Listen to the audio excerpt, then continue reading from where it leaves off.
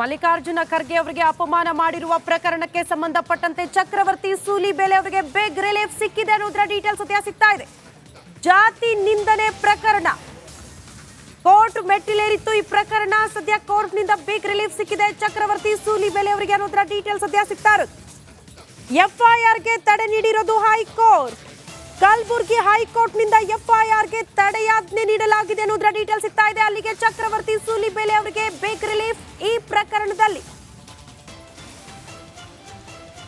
ಮಲ್ಲಿಕಾರ್ಜುನ ಖರ್ಗೆ ಅವರ ಜಾತಿ ನಿಂದನೆಯ ವಿಚಾರ, ಈ ವಿಚಾರ ಕೋರ್ಟ್ ಮೆಟ್ಟಿಲೇರಿತ್ತು. ಚಕ್ರವರ್ತಿ ಸೂಲಿಬೆಲೆ ಅವರಿಗೆ ಈಗ ಬಿಗ್ ರಿಲೀಫ್ ಸಿಕ್ಕಿದೆ ಈ ಪ್ರಕರಣದಲ್ಲಿ. ಇವತ್ತು ಕೋರ್ಟ್ನಲ್ಲಿ ಏನೆಲ್ಲ ಬೆಳವಣಿಗೆ ಆಯಿತು, ಯಾವ ರೀತಿಯ ಅಭಿಪ್ರಾಯ ವ್ಯಕ್ತವಾಯಿತು ಅನ್ನೋದ್ರ ಬಗ್ಗೆ ಡೀಟೇಲ್ಸ್ ಅನ್ನ ಕೂಡ ನಿಮ್ಮ ಮುಂದೆ ಇಡ್ತಾ ಇದ್ದೀವಿ. ನ್ಯಾಯಮೂರ್ತಿ ರಾಜೇಂದ್ರ ಬಾದಾಮಿಕರ್ ಪೀಠದಿಂದ ಆದೇಶ ಹೊರಬಿದ್ದಿರೋದು.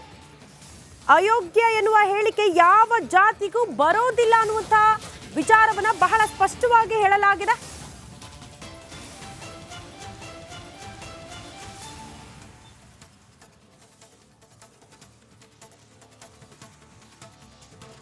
ಎಕ್ಸಾಕ್ಟ್ಲಿ ಈ ಬಗ್ಗೆ ಮಾತನಾಡೋದಕ್ಕೆ ನನ್ನ ಜೊತೆಗೆ ನನ್ನ ಹಿರಿಯ ಸಹೋದ್ಯೋಗಿ ಸ್ಮಿತಾ ರಂಗನಾಥ್ ಕೂಡ ಜಾಯಿನ್ ಆಗ್ತಿದ್ದಾರೆ. ಸ್ಮಿತಾ, ಬಿಗ್ ರಿಲೀಫ್ ವಾಗ್ಮಿ ಚಕ್ರವರ್ತಿ ಸೂಲಿಬೆಲೆ ಅವರು ಇದ್ದಾರೆ, ಮಾತನಾಡಿಸ್ತಾ ಹೋಗೋಣ ಅನ್ಸುತ್ತೆ. ಅವರ ವಕೀಲರಾದ ಅರುಣ್ ಶ್ಯಾಮ್ ಅವರು ಕೂಡ ನಮ್ಮ ಜೊತೆಯಲ್ಲಿರೋದು. ಮೊದಲನೇದಾಗಿ ಅರುಣ್ ಶ್ಯಾಮ್ ಅವರಿಂದ, ಯಾಕಂದ್ರೆ ಚಕ್ರವರ್ತಿ ಸೂಲಿಬೆಲೆ ಅವರ ಫಸ್ಟ್ ರಿಯಾಕ್ಷನ್ ನಮಗೆ ಸಿಕ್ಕಿದೆ, ಹೀಗಾಗಿ ಅರುಣ್ ಶ್ಯಾಮ್ ಅವರಿಂದ ಪ್ರಾರಂಭ ಮಾಡೋಣ. ಅರುಣ್ ಶ್ಯಾಮ್ ಅವರೇ, ಇವತ್ತು ಕೋರ್ಟ್ನಲ್ಲಿ ನ್ಯಾಯಾಧೀಶರು ಯಾರು ದೂರನ ದಾಖಲು ಮಾಡಿದ್ರು ಅವರ ಉದ್ದೇಶದ ಬಗ್ಗೆ ಕೂಡ ಪ್ರಶ್ನೆ ಮಾಡಿದ್ರು ಅನ್ನೋದು ನಮಗೆ ಸಿಕ್ಕಿರೋ ಮಾಹಿತಿ. ಎಕ್ಸಾಕ್ಟ್ಲಿ ಏನಾಯಿತು, ಅದರ ವಿವರಣೆ ನೀಡಬಹುದಾ?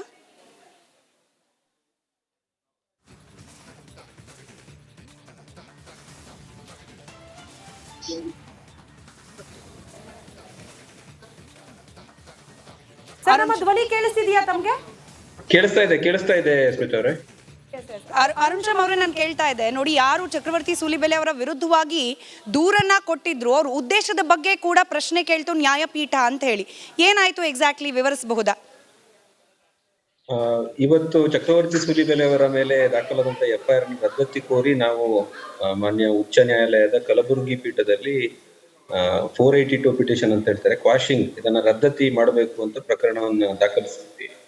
ಇದರ ವಿಚಾರಣೆಗೆ ಬಂದಿತ್ತು ನ್ಯಾಯಮೂರ್ತಿ ಬಾದಾಮಿಕರ್ ಅವರ ಮುಂದೆ ಬಂದಾಗ ನಮ್ಮ ವಾದ ಏನಾಗಿತ್ತು ಅಂದ್ರೆ, ಈ ಪ್ರಕರಣದಲ್ಲಿ ದೂರುದಾರರು ಏನಿದ್ದಾರೆ ಅವರು ಕಾಂಗ್ರೆಸ್ ಪಕ್ಷದ ಜಿಲ್ಲಾ ಸಮಿತಿ ಮತ್ತು ಅದರ ಆಫೀಸ್ ಬ್ಯಾರರ್ಗಳು, ಏನು ಆಫೀಸ್ ಹೋಲ್ಡರ್ಸ್ ಯಾರ್ಯಾರು ಇದ್ದಾರೆ, ಅವರ ಪದಾಧಿಕಾರಿಗಳು ಅವರು ಕೊಟ್ಟಿದ್ದಾರೆ. ಮಲ್ಲಿಕಾರ್ಜುನ ಖರ್ಗೆ ಅವರಿಗೆ ಜಾತಿ ನಿಂದನೆ ಆಗಿದೆ ಅಂತೇಳಿ ಒಂದು ರಾಜಕೀಯ ಪಕ್ಷದ ಪದಾಧಿಕಾರಿಗಳು ಕಂಪ್ಲೇಂಟ್ ಕೊಟ್ಟಿರ್ಬೇಕು, ಮಲ್ಲಿಕಾರ್ಜುನ ಖರ್ಗೆ ಅವರು ಕಂಪ್ಲೇಂಟ್ ಕೊಟ್ಟಿಲ್ಲ ಅನ್ನೋಂಥದ್ದು ಒಂದನೆಯದು. ಎರಡನೆಯದು, ಅಯೋಗ್ಯ ಅನ್ನೋ ಪದವನ್ನ ಬಳಸಿದ್ದಾರೆ ಅಂದ್ರೆ ಅದು ಯಾವುದೇ ಕಾರಣಕ್ಕೂ ಜಾತಿ ನಿಂದನೆಯ ಪ್ರಕರಣದ ವ್ಯಾಪ್ತಿಯಲ್ಲಿ ಬರುವುದಿಲ್ಲ, ಅಥವಾ ಯಾವುದೇ ಧರ್ಮ ಅಥವಾ ವರ್ಗ ಸಂಘರ್ಷದ ವ್ಯಾಪ್ತಿಗೂ ಬರುವುದಿಲ್ಲ.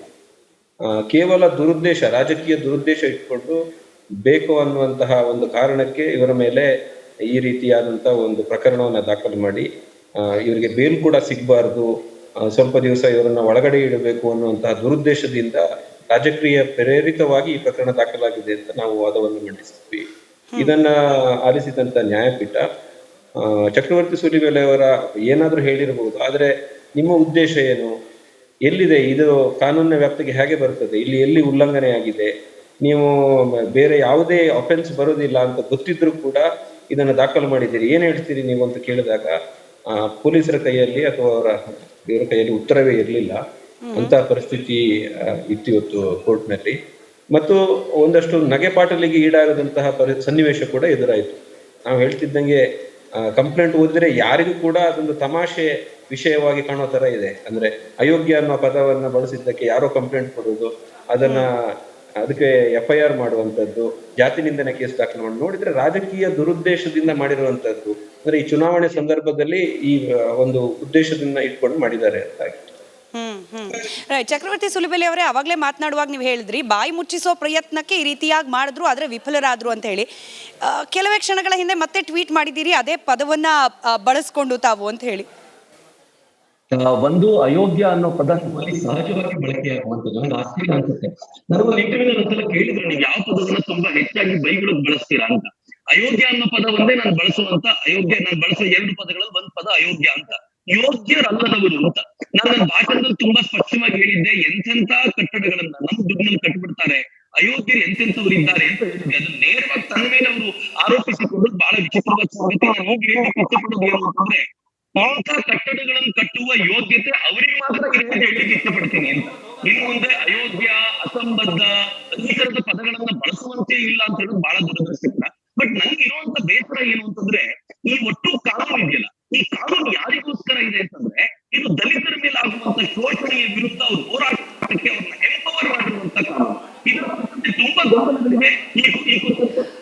ಚಕ್ರವರ್ತಿ ಅವರ ಕ್ಷಮೆ ಇರಲಿ, ನಿಮ್ಮ ಆಡಿಯೋದಲ್ಲಿ ಸ್ವಲ್ಪ ಡಿಸ್ಟರ್ಬೆನ್ಸ್ ಇದೆ, ಅದನ್ನು ಸರಿಪಡಿಸಿ ಮತ್ತೆ ನಿಮ್ಮ ಹತ್ರ ವಾಪಸ್ ಬರ್ತೀನಿ. ಅರುಣ್ ಶ್ಯಾಮ್ ಅವರೇ, ಈಗ ಪ್ರಮುಖವಾಗಿ ಇದೇ ಜಾತಿನಿಂದನೇ ಜಾತಿಗೆ ಅಪಮಾನ ಅನ್ನೋ ಕಾರಣಕ್ಕೆ ಸಂಸದ ಸ್ಥಾನದಿಂದ ಕೂಡ ಅನರ್ಹರಾಗೋದ ಪ್ರಕರಣ ಈ ಹಿಂದೆ ನಾವು ಗಮನಿಸಿದ್ವಿ.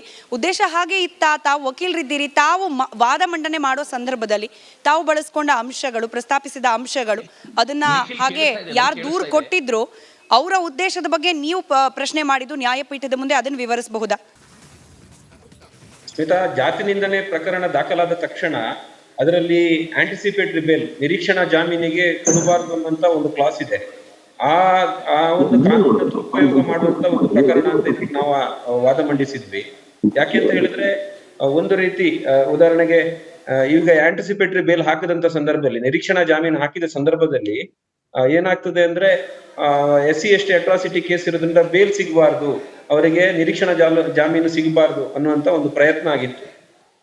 ಆದ್ರೆ ಈ ಒಂದು ಪ್ರಕರಣ ದಾಖಲು ಮಾಡಿರೋದೇ ಒಂದು ಕಾನೂನಿನ ದುರುಪಯೋಗ ಅಂತ, ಅದರಿಂದ ಪ್ರಕರಣಕ್ಕೆ ತಡೆಯಾಜ್ಞೆ ಆಗಿರೋದ್ರಿಂದ ಈಗ ಸೂಲಿಬೆಲೆ ಅವರು ಧ್ವನಿ ತಲುಪ್ತಾ ಇದ್ರೆ ತಾವೇನ್ ಹೇಳ್ತೀರಿ? ಉದ್ದೇಶದ ಬಗ್ಗೆ ಕೂಡ ಪ್ರಶ್ನೆ ಆಯ್ತು ಅಂತ ಹೇಳಿ ತಮ್ಮ ವಿರುದ್ಧ ದೂರು ದಾಖಲು ಮಾಡಿದಕ್ಕೆ. ಅಲ್ಲ, ನನಗೆ ಒಂದೇ ಒಂದು ವಿಚಾರ ಇರೋದು ಏನು ಅಂತಂದ್ರೆ, ದಲಿತರ ಎಂಪವರ್ಮೆಂಟ್ ಗೆ ಅಂತ ಮಾಡಿರುವಂತ ಕಾನೂನನ್ನ ಇಷ್ಟು ಬಾರಿ ಸಂಸದರಾದ ನಂತರ ಇವತ್ತು ಕರ್ನಾಟಕ ರಾಜ್ಯದ ಮಂತ್ರಿ ಆಗಿರುವಂತ ಒಬ್ಬ ವ್ಯಕ್ತಿ ದುರುಪಯೋಗ ಪಡಿಸ್ಕೊಳ್ತಾ ಇರೋದು ನೋಡಿದ್ರೆ ಬಹಳ ದುರದೃಷ್ಟಕರ ಅನ್ಸುತ್ತೆ. ಇದು ದಲಿತರಿಗೆ ಮಾಡಿದ ಅವಮಾನ. ಅವರು ನನ್ಗನ್ಸುತ್ತೆ ಇವತ್ತು ನಾನು ಈ ಪದವನ್ನೇ ಸರಿಯಾಗಿ ಬಳಸಬೇಕು ಅಂತಂದ್ರೆ, ಅವರು ಮಂತ್ರಿ ಆಗ್ಲಿಕ್ಕೆ ಯೋಗ್ಯರಲ್ಲ, ಮಂತ್ರಿ ಆಗ್ಲಿಕ್ಕೆ ಅಯೋಗ್ಯರು ಅಂತ ಕೂಡ ಹೇಳ್ಬೋದು ನಾನು ಅಂತ. ನಂಗೆ ಬಹಳ ಬೇಸರ ಅನ್ಸುತ್ತೆ. ಯಾಕೆ ಅಂತಂದ್ರೆ, ನಾನು ಯಾವ ದಿಕ್ಕಿನಿಂದಲೂ ಕೂಡ ಯಾವುದೋ ಒಂದು ಪೊಲಿಟಿಕಲ್ ಪಾರ್ಟಿಯ ಮೆಂಬರ್ ಕೂಡ ಅಲ್ಲ. ಬರೀ ನರೇಂದ್ರ ಮೋದಿ ಅವರನ್ನ ಮತ್ತೊಮ್ಮೆ ಪ್ರಧಾನಿ ಮಾಡಬೇಕು ಅಂತ ಹೋಗುವಂತ ವ್ಯಕ್ತಿಯನ್ನ ನೀವು ಒಳಗೆ ಹಾಕಬೇಕು ಅನ್ನುವಂತ ಹಠ ಹಿಡಿದು ಪ್ರೆಸ್ ಮೀಟ್ ಮಾಡ್ತೀರಾ, ಏಕವಚನದಲ್ಲಿ ನನ್ನ ಬಗ್ಗೆ ಮಾತನಾಡ್ತೀರಾ, ಕೊನೆಗೆ ಹೇಗಾದ್ರೂ ಅಂತ ಈ ತರದ ಸುಳ್ಳು ಕೇಸುಗಳನ್ನ ಹಾಕುವಂತ ಪ್ರಯತ್ನ ಮಾಡ್ತೀರಾ. ಕರ್ನಾಟಕ ಯಾವ ದಿಕ್ಕಿನಲ್ಲಿ ಸಾಗ್ತಾ ಇದೆ ಅನ್ನೋದಕ್ಕೆ ಇದು ಒಂದು ಸ್ಪಷ್ಟ ಉದಾಹರಣೆ ಅಂತ ನನ್ಗೆ ಅನ್ಸುತ್ತೆ. ಪ್ರಿಯಾಂಕ್ ಖರ್ಗೆ ಅವರು ಅನೇಕ ಬಾರಿ ಪ್ರ್ಯಾಂಕ್ ಮಾಡಿದ್ದಾರೆ, ಇದರ ಮುಂದುವರಿದ ಭಾಗ ಅಂತ ನನ್ಗೆ ಅನ್ಸುತ್ತೆ. ಅವರು ತಮ್ಮನ್ನು ತಾವು ತಿದ್ದುಕೊಳ್ಳೋದು ಒಳ್ಳೆಯದು. ಯಾಕಂದ್ರೆ ಈಗ ರಾಜ್ಯದ ಪ್ರಮುಖ ಹುದ್ದೆಗಳಿದ್ದಾರೆ, ಅವರು ತಮ್ಮನ್ನು ತಾವು ತಿದ್ದುಕೊಂಡು ಒಂದು ಒಳ್ಳೆಯ ನಡತೆಯುಳ್ಳಂತ ಮಂತ್ರಿ ಅವರು ಬಹಳ ಒಳ್ಳೆಯದು ಅಂತ ನನ್ಗೆ ಅನ್ಸುತ್ತೆ. ಅವರಿಗೆ ನಾನು ಸಜೆಷನ್ ಕೊಡ್ಲಿಕ್ಕೆ ಇಷ್ಟಪಡ್ತೀನಿ ಅಷ್ಟೇ ಈ ಸಂದರ್ಭದಲ್ಲಿ. ರೈಟ್. ಧನ್ಯವಾದ ಚಕ್ರವರ್ತಿ ಸೂಲಿಬೆಲೆ ಅವರೇ, ಹಾಗೆ ಅರುಣ್ ಶ್ಯಾಮ್ ಅವರೇ ರಿಪಬ್ಲಿಕ್ ಕನ್ನಡದ ಜೊತೆ ಮಾತನಾಡಿದ್ದಕ್ಕೆ. ಇದೆ. ಅದರಲ್ಲೂ ಕರ್ನಾಟಕದ ಕಾಶ್ಮೀರ, ಉತ್ತರ ಕನ್ನಡ ಜಿಲ್ಲೆಯಲ್ಲಿ ಕೂಡ ಹಲವು ಪ್ರದೇಶಗಳು ಕೂಡ ಪ್ರವಾಸಿಗರಿಗೆ ಹೇಳಿ ಮಾಡಿದ ಸ್ಥಳಗಳಾಗಿರುವಂಥದ್ದು. ಅದರಲ್ಲೂ ಬಹಳ ಪ್ರಮುಖವಾಗಿ ಕಾರವಾರ ತಾಲೂಕಿನ ಸಮುದ್ರದ ನಡುವೆ ಇರುವಂಥ ಈ ಲೈಟ್ ಹೌಸ್ ಪ್ರದೇಶವನ್ನು ನಾವೀಗ ಲೈಟ್ ಹೌಸ್ನ ಸಮೀಪ ಇದ್ದೇವೆ. ನೋಡ್ತಾ ಇರ್ಬೋದು ಯಾವ ರೀತಿಯಾಗಿ ಲೈಟ್ ಹೌಸ್ನ ಸುತ್ತಮುತ್ತಲಿನ ನಿಸರ್ಗ ಸೌಂದರ್ಯವನ್ನು ನೋಡ್ಬೋದು ಅಂತೇಳಿ. ಯಾಕಂತೇಳಿದ್ರೆ ಕಳೆದ ಹಲವಾರು ವರ್ಷಗಳ ಹಿಂದೆ, ಅಂದರೆ ಸಾವಿರಾರು ವರ್ಷಗಳ ಹಿಂದಿನಿಂದ ಈ ಪ್ರದೇಶ ತುಂಬ ಪ್ರಕೃತಿಯ ಒಂದು ರಮಣೀಯ ಒಂದು ಸ್ಥಳವಾಗಿ ಮಾರ್ಪಟ್ಟಿರುವಂಥದ್ದು. ಈ ಹಿಂದೆ ದೊಡ್ಡ ದೊಡ್ಡ ಹಡಗುಗಳಿಗೆ ದಾರಿಯನ್ನು ತೋರಿಸುವ ಸಲುವಾಗಿ ಈ ಲೈಟ್ ಹೌಸ್ ಅನ್ನ ಮಾಡಿರುವಂಥದ್ದು. ನಾವೀಗ ಲೈಟ್ ಹೌಸ್ನ ಮೇಲ್ಭಾಗದಲ್ಲಿ ಇದ್ದೇವೆ. ನೋಡ್ತಾ ಇರ್ಬೋದು ಯಾವ ರೀತಿಯಾಗಿ ಬಂಡೆಗಲ್ಲುಗಳು ಕೂಡ ಈ ಒಂದು ಪ್ರದೇಶಕ್ಕೆ ಮುಕುಟಪ್ರಾಯವಾಗಿ ಇರುವಂಥದ್ದು. ಯಾಕಂತ ಹೇಳಿದ್ರೆ ಈಗಾಗಲೇ ಉತ್ತರ ಕನ್ನಡ ಜಿಲ್ಲೆಯ ಹಲವು ಪ್ರದೇಶ ಕಡಲ ತೀರಗಳಾಗಿರ್ಬೋದು ಅಥವಾ ಪ್ರವಾಸಿಗರು ಕೂಡ ಇಲ್ಲಿನ ಸೌಂದರ್ಯವನ್ನು ಆಹ್ಲಾದಿಸಬಹುದು ಮತ್ತು ರಜಾ ದಿನಗಳಲ್ಲಿ ಇಲ್ಲಿಗೆ ಬಂದು ಭೇಟಿ ಕೊಟ್ಟು ಪ್ರವಾಸೋದ್ಯಮದ ಒಂದು ಸುಖವನ್ನು ಕೂಡ ಅನುಭವಿಸಿರುವಂಥದ್ದು. ಕ್ಯಾಮರಾ ಪರ್ಸನ್ ಕಿಶನ್ ಗುರು ಜೊತೆ ನಾನು ಶೇಷಗಿರಿ ಮುಂಡಳ್ಳಿ, ರಿಪಬ್ಲಿಕ್ ಕನ್ನಡ, ಕಾರವಾರ.